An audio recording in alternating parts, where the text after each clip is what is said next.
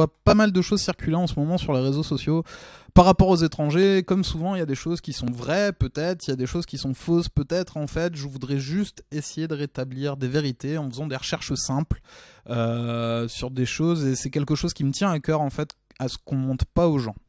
Donc l'image que j'ai reçue aujourd'hui par Facebook sur mon mur, elle est juste là. Regardez ici. C'est cette image-là, donc sur les aides aux clandestins en France. Alors, sur le terme de clandestin, hein, moi j'entends que c'est les personnes qui ne sont pas en situation régulière, c'est-à-dire qui ne sont pas connues par l'administration. Donc, les aides aux clandestins en France, donc il y en a une première qui s'appellerait l'ATA, l'allocation temporaire d'attente, qui est de 343,50 € par mois. Alors, en France, l'allocation temporaire d'attente effectivement existe.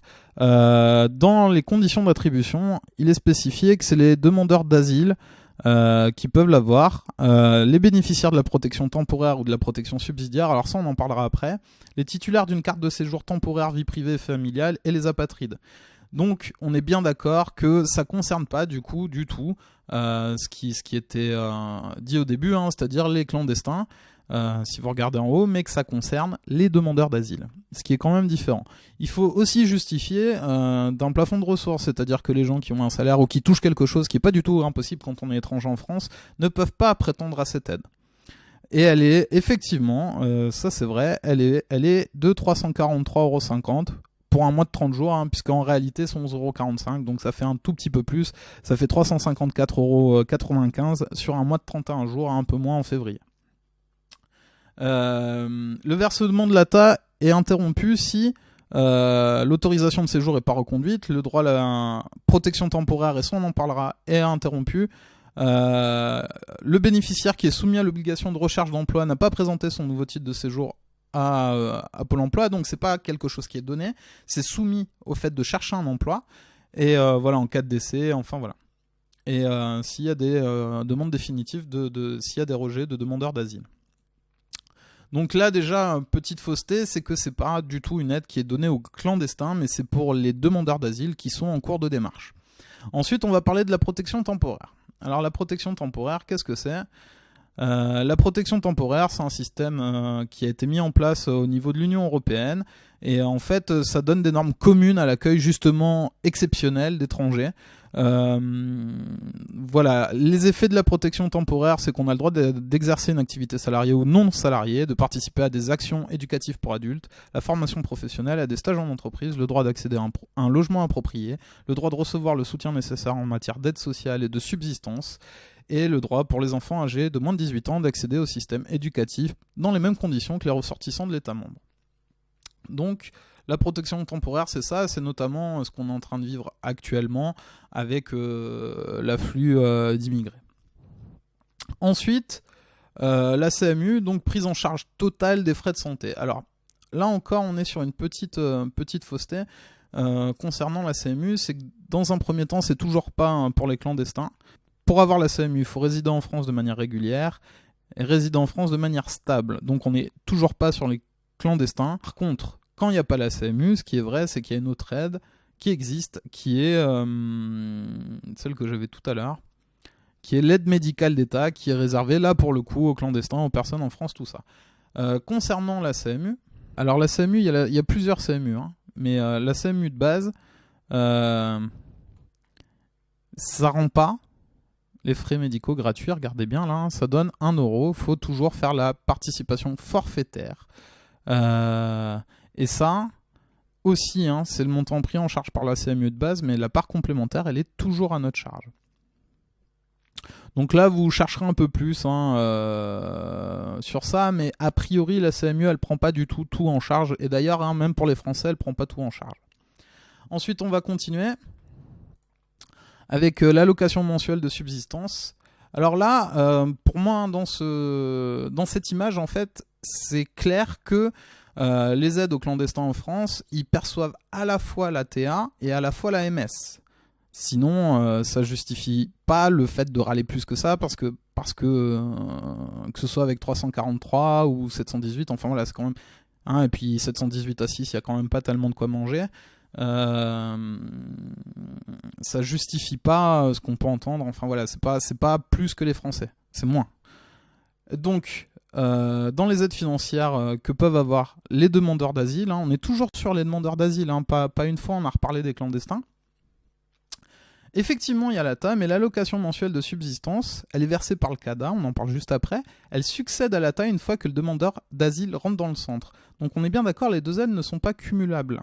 C'est-à-dire où il y a 340,50 €, où il y a 91 € pour quelqu'un qui est seul, et 718 maximum pour une famille avec 6 enfants. Donc c'est pas cumulable. On va continuer. Donc l'hébergement en CADA, qui est le centre d'accueil des demandeurs d'asile. Alors effectivement, c'est un droit. C'est un droit, sauf que actuellement en France, il y a un nombre de places qui est à 25 410, donc qui à mon avis n'est pas suffisant. Actuellement, tous les demandeurs d'asile ne doivent pas avoir une place au CADA. Alors ça à vérifier. Mais effectivement, le droit existe, et sauf que visiblement, si effectivement la France accueille 30 000 personnes là demain, il y en a environ 5 600 qui n'ont pas de place. D'ailleurs, quand on parlait tout à l'heure, pareil, de le droit d'accéder à un logement approprié sur les effets de la protection temporaire, il faut que les logements existent. Et je pense pas qu'en France, ils existent plus maintenant qu'il y a 3 semaines. A priori. Donc voilà, donc c'est des aides qui sont pas cumulables. Et puis on va finir sur l'école et les cantines gratuites, et puis ainsi que la gratuité des transports. Les deux là, je vais les faire ensemble. Alors le prix des cantines à l'école, c'est clairement les maires qui la fixent. On va regarder là par exemple sur la mairie de Toulouse. Toulouse supprime la gratuité de la cantine scolaire. Le maire va faire payer les 25% d'élèves les plus pauvres, mais baisse les tarifs pour les revenus intermédiaires. Donc qu'on soit clair, c'est le maire qui fixe, et si la cantine est gratuite, c'est parce que le maire l'a décidé. Et quand j'ai pris cet exemple-là, mais quand on recherche gratuité de cantine, la cantine gratuite, fin de la gratuité. Ici, la cantine gratuite, c'est terminé. Je ne vais pas faire tous les articles. Toulouse, aide pour la cantine. Voilà, donc il peut y avoir des aides, mais bon. Enfin voilà, on est plutôt sur des choses qui vont s'arrêter. Et pareil sur les transports. Alors attendez, il faut que je retrouve la page.